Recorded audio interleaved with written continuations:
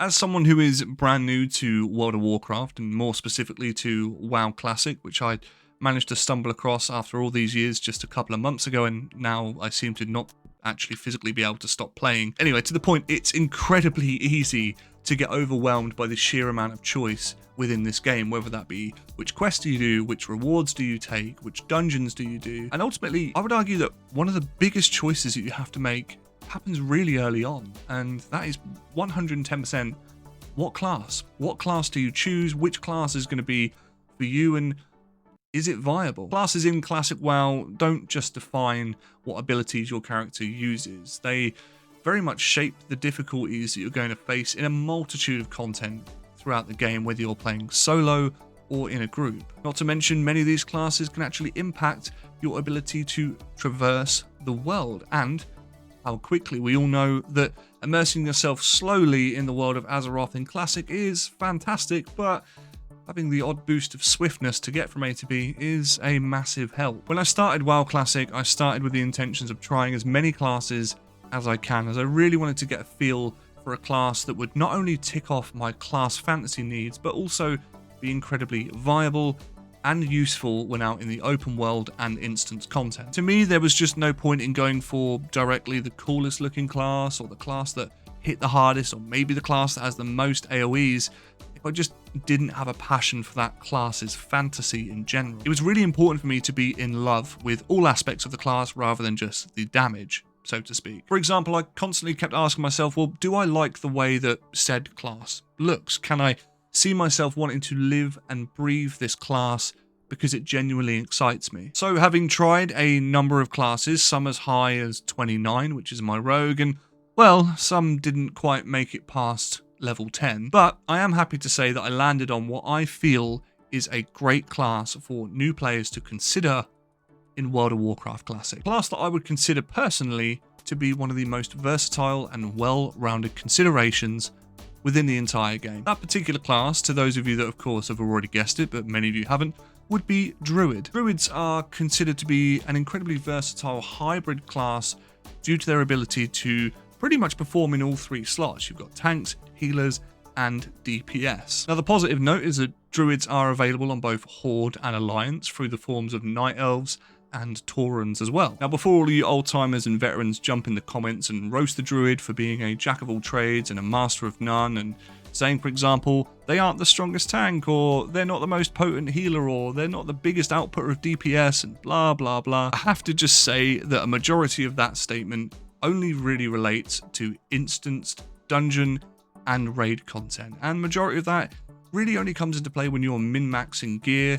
at the later parts of the game. Secondly, whilst we're on the subject, I do have to say that I'm really glad that the Druid doesn't just fit into it can only do this well and only do this well, because in my opinion, that's exactly what the Druid does well. It doesn't need to exist in just one element of its skill set or its tool set. Sure, I mean, if you build it right, you get the right gear, spec your talents correctly, then the Druid does slot into many singular roles. But I personally love the Druid because it is the jack of all trades and master of none. When we're talking specifically about instanced and like party content, for example, one of my favorite things to do is fill. So I like to fill any of the empty roles around my teammates, either working as an off tank, a co-healer, maybe a fallback DPS, and just ultimately giving the team what it needs at that time. No other class in the game that I can think of can run to your tank and share aggression when needed, then jump into caster stance, start healing some enemies, rejuvenating over time,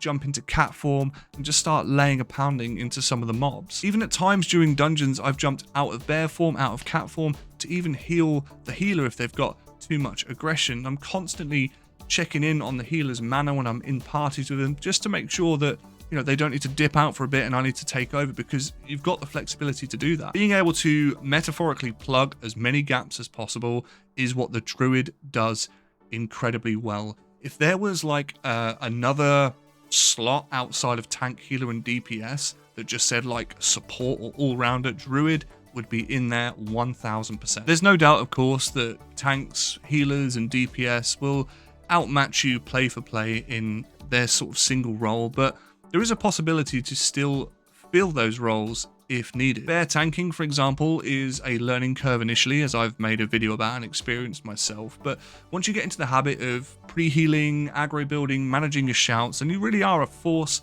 to be reckoned with. Not to mention that being in bear form actually increases your armor rating by a whopping 180% and even boosts your health by 560, and then not to mention your attack power gets boosted by 120. There is a lot going for you in bear form. This also does mean that even during the early levels, I still had over 1200 armor for enemies to try and chip through, which is actually quite insane. For me, I find myself using bear form even outside of dungeons all the time when you happen to pull maybe one or too many mobs and you sort of need that extra armor and maybe the use of debuffs to get out of that sticky situation. Or perhaps in looking for group, people are looking to run some elite quests and you just want to go into bear form just to take a few hits whilst your party members can AoE everything down and get the quest done. If tanking isn't your thing, then you'll often hear the term Resto Druid thrown around when looking at various guides and builds and just generally observing the LFG. This is a build that virtually is used in every raid group later in the game. Now, while Resto Druids, they don't do as much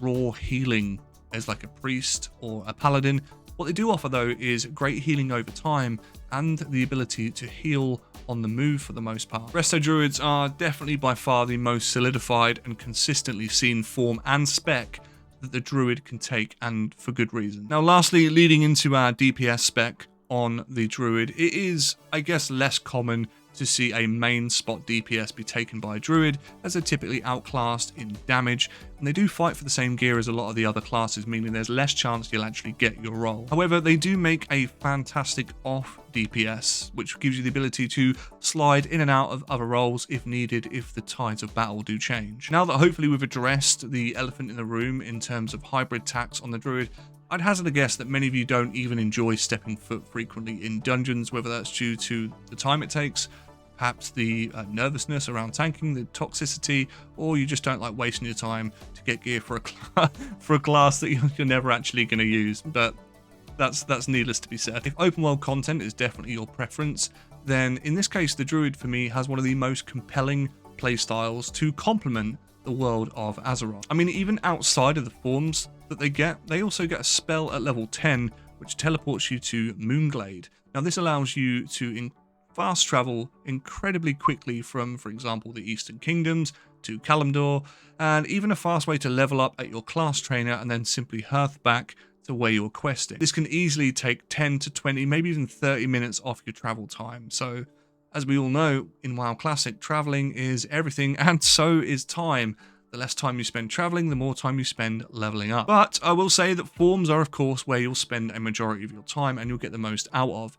Even outside of combat, you'll spend a lot of time in your forms. Now, we've already spoke about bear form, but for me personally, I spend a lot of time in cat form, just traversing the world due to the enhanced speed that you can unlock with feline swiftness, which makes your movement speed 30% faster, which is huge at the early levels, considering you can get this from my memory around level 22. I think you have enough points for it, which, yeah, is pretty massive. Travel form will, of course, naturally replace this later in the game, which will offer you 40% speed boost, which is just shy off of what the speed boost is for a purchasable mount that you get offered at level 40, or the ability to buy at level 40, which is just crazy to think about. The open world in WoW Classic is absolutely massive, and of course the ocean and water areas are no exception. It's just such a shame that traversing them normally is so slow and so painful. Well, in aquatic form you can break this trend by traveling 50% faster underwater and being able to water breathe. Now, just FYI, the initial quest to get the aquatic form